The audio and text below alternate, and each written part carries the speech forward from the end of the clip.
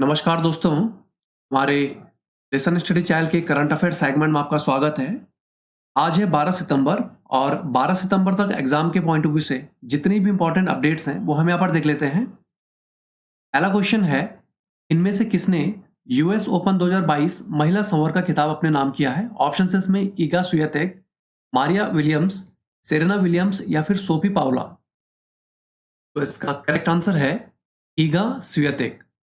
ईगा Swiatek ये इस समय दुनिया की नंबर 1 टेनिस प्लेयर हैं। ये पोलैंड की पहली ऐसी खिलाड़ी हैं जिन्होंने ग्रैंड स्लैम का खिताब अपने नाम किया है।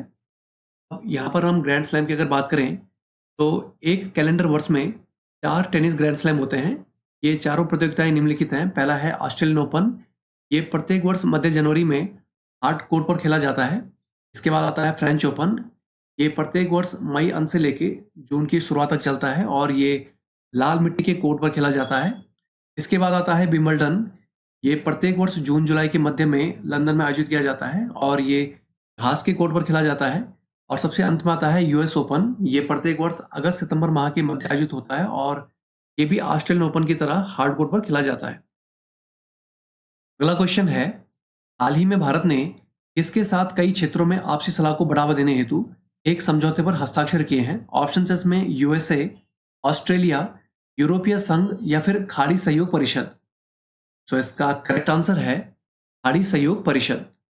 भारत की ओर से विदेश मंत्री एस जयशंकर ने खाड़ी सहयोग परिषद के महासचिव नाइफ फलाह मुबारक अल हजरफ के साथ इस समझौते पर हस्ताक्षर किए हैं।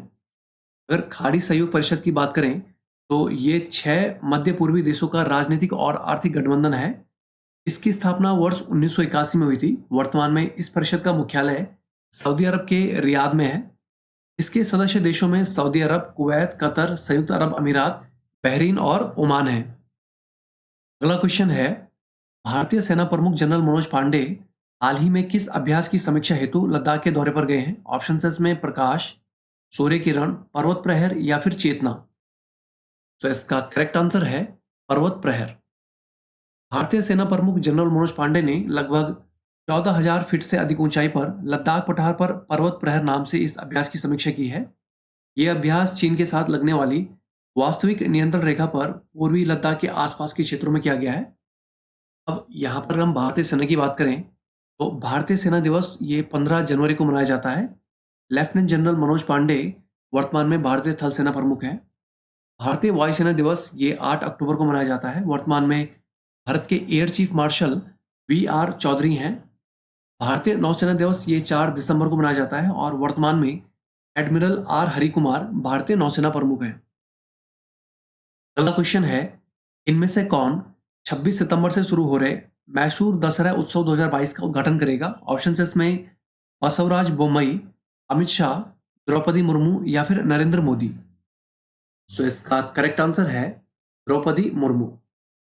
राष्ट्रपति द्रौपदी मुर्मू 26 सितंबर को कर्नाटक में चामुंडी हिल क्षेत्र में मैसूर दशहरा 2022 का उद्घाटन करेंगी। कर्नाटक के वर्तमान मुख्यमंत्री बसवराज बोम्मई ने हाल ही में इसकी घोषणा की है।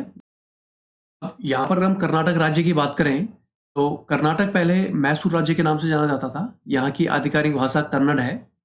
तुंगभद्रा डैम इस राज्य का सबसे बड़ा डैम है। इस राज्य का प्रसिद्ध नृत्य यक्षगान है। प्रसिद्ध जोग जलप्रपात ये कर्नाटक में शरावती नदी पर स्थित है। प्रसिद्ध कोलार गोल्ड खदान ये कर्नाटक के कोलार जिले में स्थित है और भारत में कॉफी उत्पादन में कर्नाटक का प्रथम स्थान है। अगला क्वेश्चन है, राजस्थान केंद्रीय विश्वविद्यालय के शोधकर्ताओं ने किसके द्वारा वित्त पोषित प्रोजेक्ट के अंतर्गत रेगिस्तान की धूल से जलवायु परिवर्तन पर पड़ने वाले प्रभाव का अध्ययन शुरू किया है? ऑप्शन है इसमें पर्यावरण मंत्रालय, आईएमडी, इसरो या फिर राजस्थान सरकार। तो इसका करेक्ट आंसर है इसरो। इसरो भारत की प्रमुख अंतरिक्ष एजेंसी है। इसके द्वारा वित्त पोषित इस प्रोजेक्ट के अंतर्गत राजस्थान के केंद्रीय विश्वविद्यालय के शोधकर्ता रेगिस्तान की धूल का जलवायु परिवर्तन पर पड़ने वाले प्रभाव का अध्ययन कर रहे हैं। इसरो से इस प्रकार का फंड पाने वाला ये देश का पहला संस्थान है। अगला क्वेश्चन है, जापान के दक्षिणी आइलैंड में हाल ही में किस तूफान की उपस्थिति दर्ज की गई है? ऑप्शन है इसमें ओसाका, मुइफा, लाबाना या फिर इनमें से कोई नहीं। तो इसका करेक्ट आंसर है मुइफा।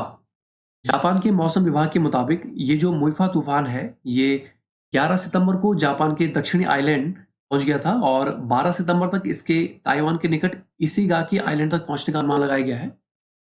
अब यहाँ पर हम बात करें चक्रवाती तूफानों के नाम से संबंधित कुछ महत्वपूर्ण जानकारी की, तो चक्रवातों के नाम रखने की जो पहल है ये अटलांटिक क्षेत्र में वर्ष 1953 में हुई एक संधि के माध्यम से हुई थी। अटलांटिक क्षेत्र में हरिकेन और चक्रवात का नाम रखने की परंपरा 1953 से मियामी स्थित राष्ट्रीय हरिकेन सेंटर की पहल पर शुरू हुई थी।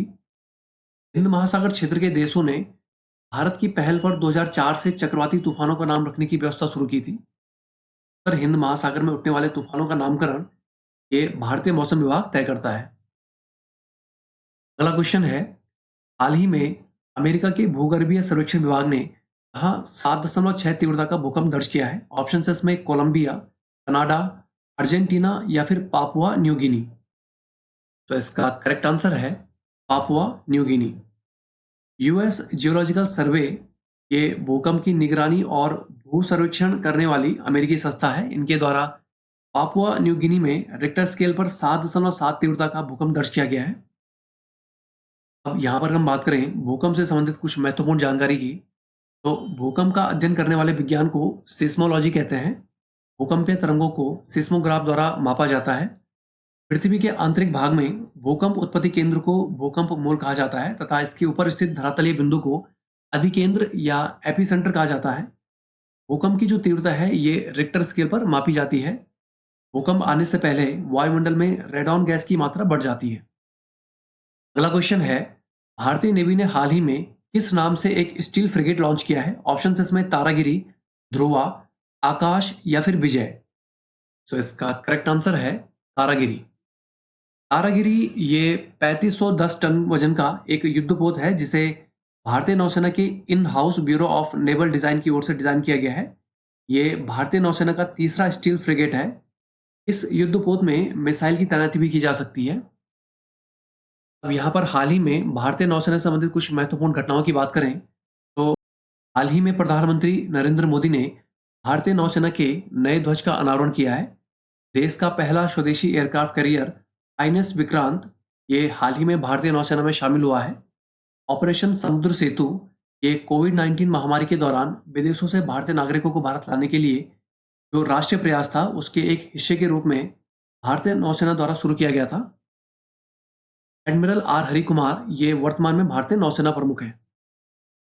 कुछ इंपॉर्टेंट वर्ल्ड के अगर यहाँ पर बात करें तो पोलैंड की 21 वर्षीय खिलाड़ी ईगा स्वियातेक ने यूएस ओपन 2022 महिला संवर का खिताब अपने नाम किया है। कर्नाटक का प्रसिद्ध असनबा जात्रा महोत्सव ये 13 अक्टूबर से शुरू होगा। हाल ही में भारत ने आड़ी सहयोग परिषद के साथ विभिन्न क्षेत्रों में आपसी सलाह को बढ़ावा देने हेतु एक समझौते पर हस्ताक्षर किए हैं। श्रीलंका ने एशिया कप 2022 का खिताब अपने नाम किया है। भारतीय सेना प्रमुख जनरल मनोज पांडे पर्वत प्रहर अभ्यास की समीक्षा हेतु लद्दाख के दौरे पर हैं। ब्रिटेन की दिवंगत महारानी एलिजाबेथ द्वितीय का अंतिम संस्कार 19 सितंबर को वेस्टमिंस्टर एबे में होगा। राष्ट्रपति द्रौपदी मुर्मू इस बार 26 सितंबर से शुरू हो रहे मैसूर दशहरा उत्सव 2022 का शुभारंभ करेंगी।